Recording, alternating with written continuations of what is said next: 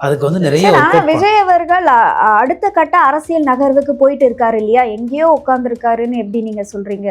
இல்லை, என்ன நகர்வு பார்க்குறேன், பொலிட்டிக்கலாக அவர் என்ன பண்ணுறாரு சொல்லுங்க.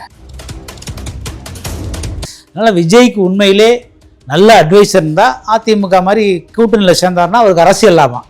இல்லைன்னா வந்து இந்த ஸ்லீப்பர் செல்லு ஆதவ அர்ஜுனா மாதிரி பேச்சை கேட்டுக்கிட்டு கள்ள மார்ட்டின் கள்ளப்பணம் வச்சிருக்கிற மார்ட்டின் மருமகன். அதனால அரசியலுங்கிறது சும்மா இல்லை. அவர் உடனே வந்தவொடனே ஆட்சியை பிடிக்கிற ஒன்றும் தியாகி கிடையாது. இவர் வந்து 10,000 கோடி சம்பாரிச்சு அதில் 9,000 கோடி மக்களுக்கு ஒன்றும் மாறி கொடுக்கல. இன்னைக்கு வரைக்கும் அவர் என்ன செஞ்சாரு? ரிப்போர்ட்டர்ஸை சந்திக்க சொல்லுங்க, ஒரு ப்ரெஸ் மீட் நடத்த சொல்லுங்க, ஒரு ப்ரெஸ் மீட்டு ரிப்போர்ட்டர்ஸ் கேட்குற கேள்விக்கு பதில் சொல்லுங்க.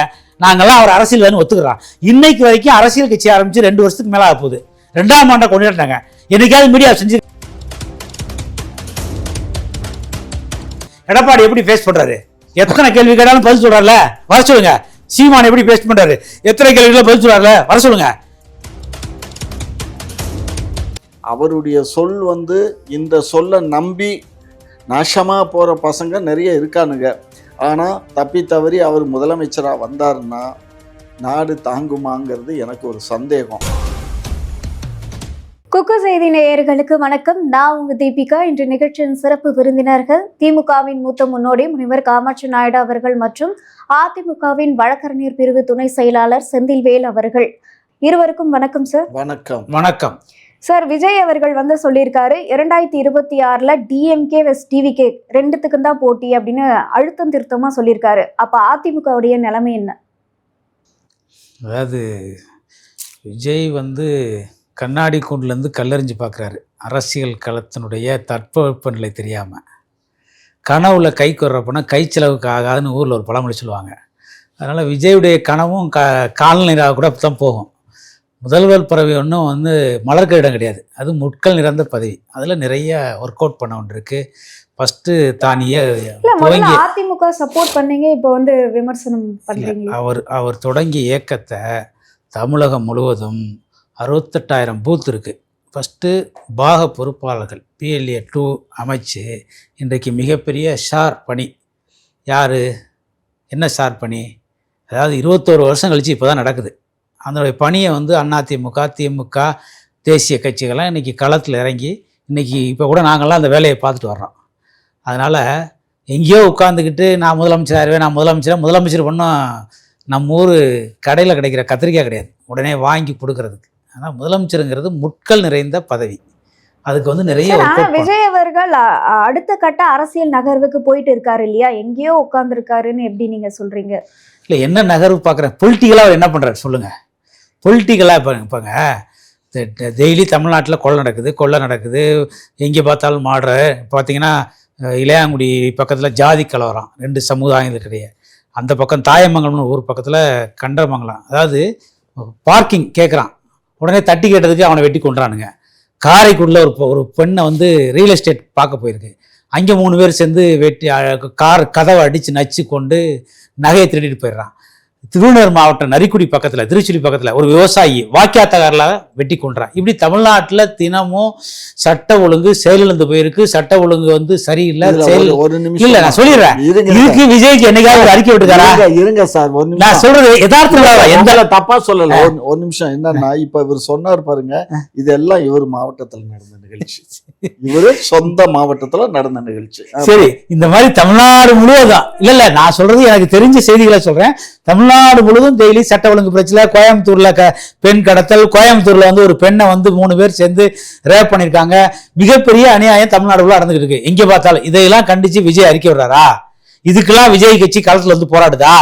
எவ்வளவு பெரிய பிரச்சனை இருக்கு. பாலியல் வன்கொடுமைக்கு தாவேக்கா சார்பா 1000 பேர் வந்து மீனவர்களுக்கு கூட இப்போ போராட்டம் நடத்தி இருந்தாங்களே. ஏங்க ஒரு நிமிஷங்க, ஒரு கட்சியினுடைய போராட்டம் என்பது ஒவ்வொரு மாவட்ட தலைநகரிலும் நடக்கணும், ஒவ்வொரு தாலுகா அளவில் நடக்கணும், ஒவ்வொரு ஒன்றிய அளவில் நடக்கணும். ஒரு கொள்கை தலைவர்னா இப்போ எங்களுக்கு அண்ணா கொள்கை தலைவர், எங்களுக்கு பெரியார் கொள்கை தலைவர், எங்களுக்கு எம்ஜிஆர் எங்களுடைய நிறுவனர், புரட்சி தலைவர் அம்மா வந்து எங்களுக்கு பாதுகாவல். அவங்களுடைய பிறந்த நாளோ எதுன்னா அண்ணாவுடைய பிறந்த நாளோ எம்ஜிஆருடைய பிறந்த நாளோ நாங்கள் கூட்ட அறிவிச்சா 244 சட்டமன்ற தொகுதியிலையும் கூட்டம் போடுவோம். விஜய்க்கு தகுதி இருக்கா? போட முடியுமா? சும்மா பேசலாங்க. ப்ராக்டிக்கலாலாம் வந்து விஜய்லாம் நீங்கள் வந்து முதலமைச்சர் வேட்பாளரை நினைச்சு கூட பார்க்க முடியாது. இன்னும் அதுக்கு தக்கன தகுதியாக வளர்த்துக்கல. ஏற்பாட்டை நோக்கி தான் விஜய் அவர்கள் பொது சின்னம் கேட்கிறது. ஒரு நிமிஷம். 1949 ஆரம்பிச்ச கட்சி திமுக, 1972 ஆரம்பிச்ச கட்சி அதிமுக, எத்தனையோ வருஷத்துக்கு முன்னாடி ஆரம்பிச்சு பிஜேபி, நூற்றாண்டு கட்சி கட்டி காங்கிரஸ், இப்படி களத்துல இந்த கட்சி தான் எனக்கு இருக்கு. நீங்க சொல்ற தாவேக்கால்லாம் இப்பதான் வந்திருக்காங்க. அதனால முதலமைச்சர் லெவலுக்கு அவங்க ஆசைப்பட்டாங்கன்னா அவங்களே மண்ணள்ளி போட்டுற கதை தான். என்ன, முதலமைச்சர் மலர்கிடம் அல்ல, அது முள்கிரீடம். அதை வந்து நீங்க சும்மா உழைச்சுதான் அது கிடைக்கும், சும்மாலாம் கிடைச்சிடாது. அதனால நீங்க வந்து 4 சோத்துல வந்து நான் முதலமைச்சர் வேட்பாளர்லாம் சொல்லிக்கிட்டு இருக்கேன். அதனால விஜய்க்கு உண்மையிலே நல்ல அட்வைசர் இருந்தா அதிமுக மாதிரி கூட்டணியில் சேர்ந்தாருன்னா அவருக்கு அரசியல் லாபம். இல்லைன்னா வந்து இந்த ஸ்லீப்பர் செல்லு ஆதவ அர்ஜுனா மாதிரி பேச்சை கேட்டுக்கிட்டு கள்ளப்பணம் வச்சிருக்கிற மார்ட்டின் மருமகன் அவர் மாதிரி ஆள பேச்சை கேட்டா விஜய் வந்து ஏற்கனவே நடிகர்கள் கட்சியை வந்து எம்ஜிஆர் மட்டும் தான் ஜெயிச்சிருக்காரு. இல்லைங்கம்மா என்னை பேச விடுங்க. இது வரைக்கும் நடிகர்கள் கட்சி ஆரம்பிச்சு புரட்சி நடிகர் புரட்சி தலைவர் எம்ஜிஆர் மட்டும் தான் வெற்றி பெற்றிருக்காரு. எத்தனையோ நடிகர்கள் கட்சி ஆரம்பிச்சாங்க. பாக்கியராஜ் கட்சி ஆரம்பிச்சாரு, டி ராஜேந்தர் கட்சி ஆரம்பிச்சாரு, கமலஹாசன் கட்சி ஆரம்பிச்சாரு. இப்படி எத்தனையோ நடிகர்கள் கட்சி ஆரம்பிச்சாங்க. எத்தனையோ நடிகர்கள் அரசியல் களத்துல நின்று பார்த்தாங்க. எல்லாருமே போனியாகாம அந்த ஃபீல்ட விட்டு ஓடிட்டாங்க. எக்ஸாம்பிள் விஜயகாந்த் அவர்கள், சீமான் அவர்களும் சினிமாவில் மரியாதைக்குரிய விஜயகாந்தோட நல்லவர் கிடையாது அரசியல்ல. சீமான் விடுங்க, அது அடுத்து. இவங்கெல்லாம் வெற்றி பெற முடியல. அதனால விஜய் வந்து என்ன கொள்கை பேசுறாரு, என்ன கொள்கை சார்ந்த அரசியல் பேசுறாரு, நாங்கள் வந்து வரவேற்கிறோம். விஜய் வந்து ஒரு பிறப்பால் தமிழகத்தை சேர்ந்தவர், அரசியல். அதனால ஆசைப்படுறது வந்து கொம்புத்தனுக்கு ஆசைப்பட்ட கதையா இருக்கக்கூடாது. முடவன் போய் கொம்புத்தனுக்கு ஆசைப்படலாமா? அவரால் இருக்க முடியாது. நம்ம மாதிரி ஆள் தான் ஒரு ஹெல்ப் பண்ண முடியும். அதனால இப்ப விஜய் கதை வந்து அரசியல்ல இந்த கதை தான் இருக்கு. அதனால அவர் வந்து கொம்பு தேனுக்கு ஆசைப்படக்கூடாது. கொஞ்சம் கொஞ்சமா தான் ரொம்ப தேன் எடுத்து ஒரு அரசியல் கட்சி தலைவரை முடவன்னு சொல்றது ரொம்ப தவறு. அதனால கொஞ்சம் கொஞ்சமா ஆசைப்படணும். உடனே அவர் தேன் எடுத்து சாப்பிட நினைச்சா அவரு பேராசை பெருநஷ்டம். விஜயனுடைய கொள்கை, அவர் வச்சிருக்கிற ஆட்கள், அரசியல் இல்லைங்கம்மா அரசியல் அனுபவமற்ற ஆட்களை வச்சு அரசியல் பண்ணிட்டு இருக்காரு. அவர் போன்ற மாவட்ட செயலாளர் இருக்கட்டும், அவர் போன்ற ஒன்றிய செயலாளர் இருக்கட்டும், அவர்கிட்ட இருக்கிற 2ஆம் கட்ட தலைவர்களாக இருக்கட்டும், அவர்களுக்கெல்லாம் அரசியல் அனுபவம் கம்மி. இப்ப வந்து இந்த 5ஆம் தேதி சார் ஆதவ அர்ஜுனா 10 வருஷமா திமுக சொல்லுங்க. இப்ப சார் பணி நடந்துகிட்டு இருக்கு. என்ன நடந்துகிட்டு இருக்கு? ஸ்பெஷல் இன்டென்சிவ் ரிவிஷன், அதி தீவிர வாக்காளர் பணி 21 வருஷம் கழிச்சு நடக்குது. இப்ப இன்னைக்கு நான் வந்து சென்னை ஃபுல்லா நானும் ஓரளவு எல்லா இடத்துலையும் சுற்றிட்டு வரேன். திமுக களத்துல இருக்கு, அதிமுக களத்துல இருக்கு. வேற எந்த கட்சியும் இங்க வருது? நாங்க தான் போய் ஹெல்ப் பண்றோம். நாங்க தான் அந்த PLO2 அந்த பூத் லெவல் ஆபீஸரை நாங்க தான் போய் ஒருங்கிணைக்கிறோம். நாங்க தான் மக்களை சந்திக்கிறோம். நாங்க தான் ஃபார்மை வாங்கி கொடுக்குறோம். நாங்க தான் உங்களுக்கு ஃபில் பண்றதுக்கு ஹெல்ப் பண்றோம். இப்படி அரசியல்ல நிறைய கடினமான பணிகள் இருக்கு. கிட்டத்தட்ட இன்னைக்கு 68,000 பூத்லையும் ஒரு 10 லட்சத்திற்கும் மேற்பட்ட அதிமுக தொண்டர்கள் களத்துல போய் வேலை செஞ்சுட்டு இருக்கான். வா விஜய் வா, வேலை செய்யி, அந்த PLO எல்லாம் ஒருங்கின, வாக்காளர்களை போய் சேரு. எங்க இருக்கிய? உன் கொடிய ஒரு கொடியோட காணாம. ஏங்க பேச்சால நான் முதலமைச்சர் நீ உங்க வீட்டு பக்கத்துல கடையில் இருக்கிற பதவி இதுவா கத்திரிக்காயா வாங்கி கொடுக்கறதுக்கு? ஃபர்ஸ்ட் களத்துக்கு வாப்பா, எங்களோட சேர்ந்து செயல்படு, அரசியல் கத்துக்க. நாங்க 50 வருஷம் வந்து ஆரம்பிச்ச கட்சி, 32 வருஷம் ஆட்சியில் இருந்த கட்சி. திமுக 75 வருஷம் ஆகிப்போச்சு. அவங்களுக்கு எங்களுக்கு ஈக்குவலா 30-35 வருஷம் ஆட்சியில் இருந்திருக்காங்க. இப்படி நாங்க மக்களோட ஒன்றி மக்களுடைய இன்ப துன்பத்துல நாங்க வந்து பங்கெடுத்து மக்களுடைய அபிமானத்தை பெற்று இன்னைக்கு வரைக்கும் நாங்க வந்து நல்லது கெட்டது எல்லாத்துக்கும் அதிமுக நாங்க வந்து போயிட்டு இருக்கோம். அதனால அரசியலுங்கிறது சும்மா இல்ல. அவர் உடனே வந்தவொடனே ஆட்சியை பிடிக்கிற ஒன்றும் தியாகி கிடையாது. இவர் வந்து 10,000 கோடி சம்பாரிச்சு அதுல 9,000 கோடி மக்களுக்கு ஒன்றும் மாறி கொடுக்கல. இன்னைக்கு வரைக்கும் அவர் என்ன செஞ்சாரு? ஒரு விஜயகாந்த் சொல்லலாம் வாரி கொடுத்த வள்ளல்னு சொல்லிட்டு, அஜித்தை சொல்லலாம் வாரி கொடுத்த வள்ளல்னு சொல்லிட்டு, போச்சு எம்ஜிஆர் சொல்லலாம் கொடுத்து சிவந்த கரம் சொல்லலாம், வள்ளலுக்காகவே பிறந்தவர். இப்படி சொல்லிக்கிட்டே போலாம். இவர் யாருக்கு என்ன கொடுத்தாரு? இப்பதானே மக்களுக்காக இறங்கி இருக்காரு, இனிமேதானே செய்வாரு சார். மோஸ்ட் அவரை வந்து மீடியாவை சந்திக்க சொல்லுங்க, ரிப்போர்ட்டர்ஸை சந்திக்க சொல்லுங்க, ஒரு பிரஸ் மீட் நடத்த சொல்லுங்க. ஒரு பிரஸ் மீட் ரிப்போர்ட்டர்ஸ் கேட்கிற கேள்விக்கு பதில் சொல்லுங்க. நாங்கெல்லாம் அவர் அரசியல் வேணும் ஒத்துக்கிறோம். இன்னைக்கு வரைக்கும் அரசியல் கட்சி ஆரம்பிச்சு 2 வருஷத்துக்கு மேல ஆக போகுது. 2ஆம் ஆண்டை கொண்டாடினாங்க. என்னைக்காவது மீடியா செஞ்சுக்காரா? பார்த்துருக்காரா? மக்களுடைய பிரச்சனையை பேசிக்காரா? யார் வேணாலும் 4 சோத்துல உட்காந்து லெட்டர் பேர்ல எழுதி பிரஸுக்கு ரிலீஸ் பண்ணலாம் அறிக்கைன்னு சொல்லிட்டு. எடப்பாடி எப்படி ஃபேஸ் பண்றாரு? எத்தனை கேள்வி கேட்டாலும் பதில் சொல்றாருல, வர சொல்லுங்க. சீமான் எப்படி ஃபேஸ் பண்றாரு? எத்தனை கேள்விகளை பதில் சொல்றாருல, வர சொல்லுங்க. நீ வராம எங்கேயாவது ஒரு மூலையில உட்கார்ந்துக்கிட்டு நான் முதலமைச்சர்னா சார் நாட்டுல தான் வந்து பிரச்சனை ஆயிருதே. என்ன பிரச்சனையா அது? இந்த கரூர் சம்பவத்தை கூட ஒரே இல்லங்க, ஒரு பிரச்சனையே உன்னால வந்து சமாளிக்க முடியல. 4.5 வருஷம் ஆட்சியில உலக அளவில் அதிக போராட்டம் செஞ்சவர் எடப்பாடியார். ஆயிரக்கணக்கான போராட்டம், லட்சக்கணக்கான மக்கள், அவ்வளவு பிரச்சனையை வந்து எங்களுக்கு திமுக தூண்டி விடுச்சு, குடைச்சல் கொடுச்சு. எல்லாத்தையும் நாங்கள் சமாளிச்சோம்ல, எல்லா பிரச்சனையும் நாங்கள் சால்வ் பண்ணோம்ல. அப்படி இருந்தால் நாங்கள் 10 வருஷம் கண்டினியூ ஆட்சியில் இருந்தோம். எங்களுக்கு மக்கள் எவ்வளோ பெரிய வெற்றி வாய்ப்பை வந்து இலத்தில் எங்களுக்கு ஒரு 2.5% 3% கிட்டத்தட்ட ஒரு 44 தொகுதியில் வெறும் 1,92,000 ஓடு தான் கம்மி அதிமுக. எல்லாம் நாங்கள் ஜெயிச்சிருப்போம். இது களத்துக்கு வரணுங்க. 4 கண்ணாடி கூட்டில் உட்காந்துதான் முதலமைச்சர் சொல்லிட்டு இருக்க முடியாது. விஜய்க்கு வந்து குக்கு செய்தி வாழ அவரு கூட அவருக்கு இந்த செய்தி போதான்னு தெரியல. அவர் கூட இருக்கிற அல்லக்கை நொல்லக்கை இந்த கைகளுக்கெல்லாம் போய் அவர்கிட்ட அறிவுரை சொல்லட்டும். எப்படி சொல்லணும்? இது வந்து களம் வந்து இன்னைக்கு வந்து வெப்பநிலை வேற மாதிரி இருக்கு. எடப்பாடியார மக்கள் முதலமைச்சரா ஏத்துக்கிட்டாங்க. இந்த 4.5 வருஷம் ஆட்சியில மிகப்பெரிய மக்கள் பாதிக்கப்பட்டிருக்காங்க. இந்த திமுக ஆட்சியில எங்க பார்த்தாலும் கொலை கற்பழிப்பு, எங்க பார்த்தாலும் போதை. இந்த ஆட்சியை மாத்தணும்னு விவசாயில இருந்து பாட்டாளில இருந்து நெசவால இருந்து எல்லாரும் விரும்புறாங்க. அதனால களம் வேற மாதிரி இருக்கு, வெப்பநிலை வேற மாதிரி இருக்கு. அதனால நம்ம வந்து புத்திசாலித்தனமா எடப்பாடியில போயிடும்னு சொல்லி அட்வைஸ் பண்ணோம். இல்லைன்னா வெறுங்கையில வந்து வச்சுக்கிட்டு நீங்க வந்து ஆட்டக்கூடாது. நீங்க வந்து அதிமுகங்கிறது ஒரு ஆலமரம். நீங்க வந்து இன்னைக்கு தான் வந்திருக்கீங்க. ஃபர்ஸ்ட் அரசியல் பழகுங்க. அரசியல் பழகாமே முதலமைச்சர் எப்படி கிடைக்கும்? வரணும், களத்துக்கு வரணும், போராடணும், மக்கள் பிரச்சனை போய் ஓடி ஒழியக்கூடாது. ஒரு கருவு பிரச்சனையை பார்த்துட்டு நாளைக்கு ஒரு போராட்டம் அதிமுக அறிவிக்கிட்டோம். தமிழ்நாடு ஃபுல்லா நாங்கள் 10,000 பேர் அரெஸ்ட் ஆகும். தமிழ்நாடு ஃபுல்லா எங்களுக்கு ஸ்ட்ரக்சர் இருக்கு, போராட்டம் பண்ணுவோம், எங்களுக்கு இந்த வலிமை இருக்கு. நீ ஒரு பிரச்சனையவே உன்னால சால்வ் பண்ண முடியல, நீ எப்படி மக்கள் பிரச்சனையை சால்வ் பண்ண முடியும்? காலையில இருந்து ஈவினிங் வரைக்கும் ஒவ்வொரு அதிமுக வட்டச்செயலாளர் இருக்கு, ஒன்றிய செயலாளர் இருக்கு, பகுதி செயலாளர் இருக்கு, நகர செயலாளர் இருக்கு, பேரூர் செயலாளர் இருக்கு. எங்களுக்கு வேலை என்ன? திமுக போடுற பிரச்சனைகள்லாம் நாங்க இருக்க ஒரு ஆளை நீங்க ஏன் அதிமுகவுக்கு வந்து அழைக்கிறீங்க? அவங்க எப்படி போனா உங்களுக்கு என்ன? அப்படி அரசியல்லமா 1+1. இப்ப நாங்க வந்து 30%, விஜய் 35%. அதுக்கு அரசியல். இப்ப திமுக ஒரு கூட்டணி அமைச்சிருக்கல, திமுக இருக்கு, காங்கிரஸ் இருக்கு, கம்யூனிஸ்ட் இருக்கு, விடுதலை சிறுத்தைகள் திருமாவளவன் இருக்காரு, அடுத்து அந்த கொங்கு ஈஸ்வரன் இருக்காரு, வேல்முருகன் இருக்காரு. இப்படி ஒரு கட்டமைப்பு உருவாக்கி வச்சிருக்காங்கல்ல.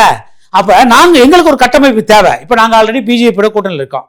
இன்னமும் ஒரு சில கட்சிகள்லாம் எங்களோட பேசிட்டு இருக்காங்க, வந்துகிட்டு இருக்காங்க. ஏற்கனவே பாமக மாதிரி கட்சிகள் எங்கள்ட்ட இருக்கு, அந்த இந்திய ஜனநாயக கட்சி எங்கள்ட்ட இருக்கு, கட்சிகள் எங்கள்ட்ட இருக்கு. அப்ப விஜய் எங்களோட கூட சேர்ந்தா நல்லது நினைக்கிறான்.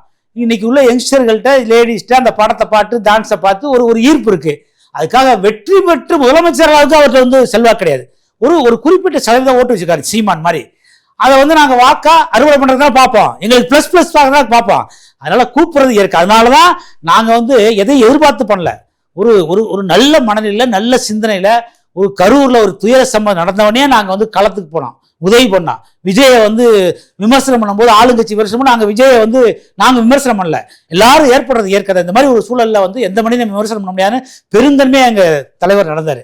அதனால இன்னும் நீ வந்து அரசியல் கத்துக்கிறவே இல்லை, பழகவே இல்லை, இன்னும் மக்கள்கிட்ட வரவே இல்லை. இன்னும் எவ்வளவுதான் அடிப்படை பிரச்சனைகள் இருக்கு, எதையுமே அவனை வந்து கத்துக்காம நான் முதலமைச்சர் பக்கத்து கடையில் கிடைக்கிற பனையூர் கடையில பலசர கடைகளில் கத்திரிக்காயா நீ வாங்கி வந்து உடனே வந்து அலங்கரிச்சுக்கிறது என்னங்க நியாயம்? அது எவ்வளவு பெரிய பிரச்சனை தமிழ்நாட்டில் ஓடிக்கிட்டு இருக்கு. எங்க பார்த்தாலும் பிரச்சனை, வந்து எங்க பார்த்தாலும் ஜாதி கலவரம், தென் மாவட்டம் ஃபுல்லா பற்று எரியுது. இன்னைக்கு எவ்வளவு பெரிய பிரச்சனை ஐயாவுக்கு தெரியும். அதெல்லாம் வந்து எதையுமே கண்டுக்கிறாம வந்து நான் வந்து எனக்கு முதலமைச்சர் நான் முதலமைச்சர் வேட்பாளர் அப்படி கூட உள்ளவங்க தற்குறியா இருந்தா நம்ம தான் புத்திசாலியா இருக்கணும். நம்மளும் அவங்க பேச்ச கேட்டா என்ன ஆகும்? அதனால இந்த விஜய் போடுற அரசியல் கணக்கெல்லாம் மிகப்பெரிய தப்பாயிரும். அதனால அவருக்கு ஒரே ஒரு ஆப்ஷன், அவர் தன்னை பாதுகாத்துக்கிறேன். ஆல்ரெடி திமுகவுக்கு விஜய் மேல ஒரு வன்மை இருக்கு. எப்படி வன்மை இருக்கு? இன்றைக்கு மரியாதைக்குரிய துணை முதலமைச்சர் உதயநிதி ஸ்டாலினை அந்த குடும்பம் அடுத்த முதலமைச்சர் வேட்பாளர் மகுடம் சூட்டுவதற்கு தயாராயிட்டாங்க. மரியாதைக்குரிய முதலமைச்சர் இன்னும் 100 ஆண்டு காலம் வாழலாம், அவருக்கு வந்து ஒரு சில ஹெல்த் இஷ்யூ இருக்கு. அதை காரணம் காட்டி உதயநிதி ஸ்டாலினை அடுத்த முதலமைச்சரா மகுடம் சூட்டுவதற்கு தயாராயிட்டாங்க. அதற்கு விஜய் தடையா இருக்கக்கூடாது. விஜய்க்கு வந்து ஒரு யங்ஸ்டர் ஒரு 5% 10% மாசா இருக்கு.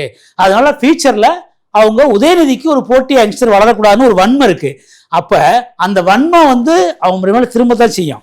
அப்ப விஜயவும் விஜயனுடைய கட்சி தொண்டர்களையும் பாதுகாக்கிறது அதிமுக தான் இருக்கும். அதனால விஜய் புரிந்து கொள்ள வேண்டும். சார் இப்போ வந்து விஜய் அவர்களை நாங்க பாதுகாக்கிறதுக்காக தான் கூட்டணிக்கு வந்து அழைச்சிக்கிட்டு இருக்கோம். அதுவும் வந்து உதயநிதி அவர்களுக்கு போட்டியா வந்துடக்கூடாது அப்படின்னு அதிமுக நினைக்கிறதா சொல்றாங்க. இதை பத்தி உங்களோட கருத்து சார்? ஏமா என்னதான் இவங்க பாம்புக்கு பால் வார்த்தாலும் அது குணம் மாறுமா சொல்லுங்க? மாறாது. அதுதான் கதை, புரியுதா? இவங்க என்னதான் கூப்பாடு போட்டாலும், என்னதான் அவரை பற்றி குற்றம் சொன்னாலும், என்னதான் அவரை பற்றி பேசினாலும் அவர் அசைஞ்சு கொடுக்க மாட்டார். ஏன்னு கேட்டிங்கன்னா, அவருடைய திரைப்படத்தை பார்த்துட்டு இன்றைக்கி 18 வயசுலேருந்து 25-30 வயசு வரலையும் உள்ள இளைஞர்களும் இளைஞர்களும் இன்றைக்கி அது ஏமா என் புருஷனை காட்டிலும் எனக்கு விஜயத்தான் பிடிக்குன்னு சொல்கிற உலகத்தில் இருக்காரு. அதை மறந்துட்டு பேசுகிறாரு. இவர் சொல்றாரு, ஒரு லேடி சொல்றதை வச்சு நீங்க ஒரு பானை சோத்துக்கு ஒரு சோறு பதம். முதல்வர் அந்த மாதிரி யாராவது சொன்னா பாருங்க மக்கள் எங்க மீது எவ்வளவு அன்பா இருக்காங்க, அப்படி எல்லாம் நாங்க சொல்ல மாட்டோம். விஜய்க்கு சொன்னா தற்குறி. நாங்க அப்படி தற்குறின்னு சொல்லல, நான் சொல்றது நீ புரிஞ்சுக்கோ.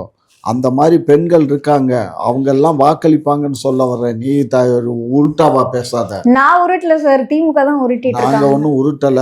அந்த பெண்ணு அந்த மாதிரி சொன்னா அப்போ எந்த அளவுக்கு அவருக்கு ஆதரவு இருக்குங்கிறத நான் சொல்கிறேன். சரியா? தாம் புருஷனை பக்கத்தில் வச்சுக்கிட்டே எனக்கு என் புருஷனை காட்டிலும் விஜயை பிடிக்கும்னு சொல்லி ஒரு சிரிப்பு சிரித்தா அந்த சிரிப்புலேயே 1000 அர்த்தங்கள் இருக்குது, புரியுதா? அப்படி இருக்கிற பெண்கள் இருக்கிற நாடாக போச்சு தமிழ்நாடு. அது மாதிரி இளைஞர்களும் பாரு எத்தனை பேர் அந்த அந்த வண்டியில வந்து புகழ்ச்சியா எல்லாம் வஞ்ச புகழ்ச்சியா அந்த இது இல்லை. நான் வந்து உண்மையிலேயே புகழ்ச்சியா தான் சொல்றேன். அதாவது அவர் கூட இருக்கக்கூடிய தொண்டர்கள் அந்த ரசிகர்கள்லாம் வந்து விஜய்க்காக டேய் நீ ஒரு 100 பேர் செத்து போங்கடான்னா செத்து போற அளவுக்கு இருக்கானுங்க சார். அந்த அளவுக்கு இருக்காரு. அவர் சொன்னா போதும். இப்ப 41 பேர் சாவலையா, செத்துருங்கன்னு சொன்னான்னு வச்சுக்கோ. கூட்ட நெரிசல்ல வேண்டாம். பாரு, நான் சேலஞ்சு பண்றேன், விஜய் தம்பி ஒரு அறிக்கை மட்டும் விடட்டும். மாவட்டத்துக்கு ஒரு 5 பேர் செத்து போங்கடான்னா மாவட்டத்துக்கு 5 பேர் செத்து போயிடுவான். அந்த அளவுக்கு கண்மூடித்தனமான ஒரு பாசத்துல இருக்காங்க. மக்களை முட்டாள்களாவே நீங்க சித்தரிக்கிறீங்க. நாங்க முட்டாள்னு சொல்லல, அந்த அளவுக்கு ரசிகர்கள். அதாவது என்னன்னா, தன்னுடைய உயிருக்கு மேலாக விஜய் நினைக்கிற ஆட்கள் தான் தமிழகத்துல இருக்கானுங்க, ரசிகர்கள் கூட்டம். அந்த ரசிகர்கள் கூட்டம் ஆளா பறந்து ஓட்டை சேகரிச்சிருவாங்க அப்படின்னு தம்பி நினைக்குது, விஜய் தம்பி நினைக்குது. ஆனால் அதில் ஒரு வார்த்தை சொன்னார். என்னன்னா, நானும் ஏற்கனவே பல ஊடகங்களில் பேசியிருக்கேன். என்னதான் இவர் பரட்டினாலும் உருட்டினாலும் ஒரு 45-50 லட்சம் ஓட்டு தான் வாங்க இயலுமே தவிர அதுலேருந்து ஒரு 12% இல்லை ஒரு 14% வாக்குகள் தான் பெற முடியுமே தவிர தனிச்சு நின்றா இவர்னால ஒரு தொகுதியில் நீங்க நிர்ணயிக்கிறீங்க இவ்வளவுதான் வாங்குவாருன்னு. அதுதான் அரசியல் அனுபவம். அரசியல் அனுபவங்கிறது அதுதான். அதே மாதிரி அரசியல் அனுபவம் உள்ள நிறைய பேர் 2026ல திமுக ஜெயிக்காது அப்படின்னு சொல்றாங்க. அப்ப அதையும் அக்செப்ட் பண்ணலாமா? அதுதான். அது என்ன காரணத்தினால நான் ஜெயிக்குன்னு சொல்றேன் தெரியுமா? விஜய் தனிச்சு நிக்கட்டும், அதிமுக பாரதிய ஜனதா தனிச்சு நிக்கட்டும். இப்படி வேற எந்த கட்சிகளோட கூட்டணி போனாலும் சரி, அதிமுகவில் விஜய் போனா எதிர்கட்சி வரிசைக்கு வரலாமே தவிர ஆளுங்கட்சியாக வர இயலாது. ஏன்னு கேட்டிங்கன்னா, தெரிஞ்சோ தெரியாமலோ திரு எடப்பாடி ஐயா மீது இப்போ ஒரு விதமான ஒரு போதையை கிளப்பி விட்டானுங்க. என்ன போதை சார்? அது அந்த போதையெல்லாம் இப்போ நான் சொல்ல வேண்டாம், அவருக்கு தெரியும். ஒருவேளை வந்து எடப்பாடி அவர்கள் முதலமைச்சராகவும் விஜய் அவர்கள் எதிர்கட்சியாகவும் வந்துட்டா 2026ல நல்லது. நாங்கள் கையெடுத்து கும்பிடுறோம், வரட்டும், அவங்க அரசியல் பண்ணட்டும். நாங்கள் ஏன் வேணாம்னு சொல்றோம். எங்களுக்கு ஒரு 5 வருஷம் எங்களுக்கு ரெஸ்ட் கொடுக்கட்டும். எங்களுக்கு ஒரு 5 வருஷம் ரெஸ்ட் கொடுக்கட்டும்டா. அதுக்கப்புறம் நாங்கள் மக்கள்கிட்ட நாங்கள் பார்க்குறோம், மக்கள்கிட்ட நாங்கள் சொல்கிறோம். இவர் சொன்னார்ல காலையில், இன்னைக்கு நான் என்ன பண்ண தெரியுமா, கிட்டத்தட்ட ஒரு 1000 அப்ளிகேஷனை வாங்கி ஒவ்வொரு வீடாக கொடுத்து அவங்களுடைய நம்பரெல்லாம் எழுதி எல்லாத்துக்குமே வந்து இது பதிவு பண்ணுறதுக்கு உதவி பண்ணிட்டு வந்திருக்கேன், புரியுதா? இது மாதிரி தான் எல்லாருமே அதிமுகலையும் பண்ணுறாங்க, திமுகலையும் பண்ணிக்கிட்டு உக்காந்துருக்கோம். இதுதான் வாக்காளர்களை எங்களுக்கு தெரியுது நேரடியாக, யார் வாக்கு என்னங்கிறதெல்லாம் தெரியும். இப்போ இன்னைக்கு நான் 1000 வாக்கில் விஜய்க்கு வாக்கு வந்து 3 பேர் தான், வேற வாக்கு இல்லை, புரியுதா? அப்ப எப்படி 1000ல் 3 பேர் ஓட்டு போட்டா இது மாதிரி ஒரு கணக்கெடுத்து 1000 திமுக காரர்கிட்டே இந்த ஃபார்ம் கொடுத்தா அப்படிதான் சார் வரும். மொத்தமா நீங்க கணக்கெடுத்து சொல்லணும் இல்லையா? ஏமா, ஒரு ஏரியாவில் ஒரு எங்கள் சித்ரா அப்பார்ட்மெண்ட்டில் இருக்கிறதுல நான் தான் அப்ளிகேஷனும் வாங்கி கொடுத்தேன். அதில் இருக்கிறதுல டிஎம்கே இல்லை 1000 ஓட்டு, டிஎம்கே ஓட்டு இல்லை, அதில் அதிமுக ஓட்டு இருக்குது, அதுக்கப்புறம் பாரதிய ஜனதா ஓட்டு இருக்குது. அவங்க இருக்காங்க, அவங்க ஒரு 10-50 குடும்பம் ஐயர் வீட்டு குடும்பம் இருக்குது. அப்புறம் அந்த ஐயப்பன் எங்கள் ஏரியாவில் தான் இருக்கார், இவருடைய நண்பர் தான், அவர் தான் இவரையே அறிமுகப்படுத்தி வச்சார். ஸோ அந்த மாதிரி ஏடிஎம்கேலையும் இருக்காங்க, டிஎம்கேலையும் இருக்கோம் நாங்கள், புரியுதா? அந்த வேலைகளை நாங்கள் பார்க்குறோம்ல, அப்போ எங்களுக்கு தெரியுதுல்ல யார் யார் ஓட்டு என்ன ஏதுங்கிறது தெரிஞ்சு போயிடும். அப்போ நாங்கள் எவனாவது கள்ள ஓட்டு வாட வந்தான்னா கையை பிடிச்சிவிடுவோம், ஏன்டா நீ எப்படா இங்கே வந்து உனக்கு எதிராக ஓட்டுன்னு கேட்டுருவோம், புரியுதா? அதனால் இதெல்லாம் வந்து விஜய் வந்து நல்லவரா கெட்டவராங்கிறது எனக்கு தெரியலை. அவருடைய சொல் வந்து இந்த சொல்லை நம்பி நாசமாக போகிற பசங்க நிறைய இருக்கானுங்க. ஆனால் தப்பி தவறி அவர் முதலமைச்சராக வந்தாருன்னா நாடு தாங்குமாங்கிறது எனக்கு ஒரு சந்தேகம். ஸ்டாலின் அவர்கள் இருக்கும்போது யார் வந்தாலும் தாங்கும்னு நினைக்கிறேன் நான். ஏன் ஸ்டாலின் அரசியல்ல அனுபவம் வேணுமா? ஸ்டாலின் கிள்ளிக்கிறேன் பாத்தியா, உங்க வீட்டு கிள்ளிக்கிறேன் பாத்தியா ஸ்டாலின். சீமான் அவர்கள் கூட வந்தாருனாலும் இந்த நாடு தாங்க தானே செய்யும். சும்மா இந்த கதையெல்லாம் விடாத. ஸ்டாலினுடைய அரசியல் அனுபவம் எனக்கு கிடையாது, இவருக்கு அட்வொகேட்டு கூட கிடையாது. அவர் சிறு வயதிலிருந்தே கீழே இருந்தே மேலே வந்தவர். அதனால அவர் வந்து மிஷால உள்ள போய் வந்தவர். பொய் ஐயா, மிசா ஃபேமிலி என்னடே சொல்லாதீங்க. அவர் மிசால உள்ள போகல, அவர் வந்து ஒரு சமாச்சாரத்துல உள்ள போனாரு. அந்த வயசுல ஏற்படுற சமாச்சாரம் தான். லவ் மேட்டர்ல ஒரு போலீஸ்கார் பொண்ண வந்து பெரிய ஆபீசர் பொண்ண ஏதோ சம் இது பண்ணிருக்காரு. அந்த அவரு அந்த போலீஸ்கார் வந்து கான்ல இருந்து இவரை போட்டு அந்த டைம்ல அடிச்சு உள்ள போட்டாரு. மிஸ்ஸா எல்லாம் போல, மிஸ்ஸா ரெக்கார்டு இருக்கு.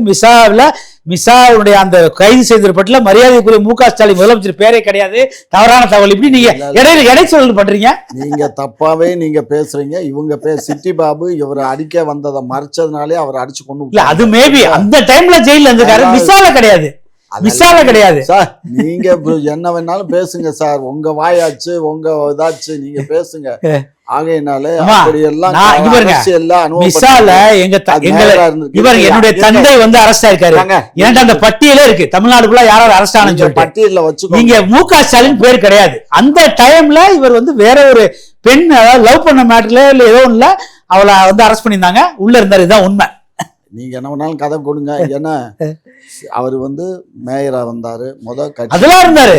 அவர் வட்ட செயலாளர், அதுக்கப்புறம் ஒன்றிய செயலாளர், இப்படி படிப்படியா வந்துதான் மேல வந்து மேயரா வந்தாரு. மேயரா இருக்கும்போதே வந்து எம்எல்ஏவானாரு. 2 பதவியில ஒரு பதவி தான் வச்சுக்க முடியும்னு இந்த மேடம் வந்த உடனே அதையும் அந்த அம்மா இவருக்காகவே ஒரு தடை உத்தரவை கொண்டு வந்துச்சு. சரின்னு சொல்லிட்டு மேயர் பதவியை திறந்துட்டு எம்எல்ஏ பதவியை வச்சுக்கிட்டாரு.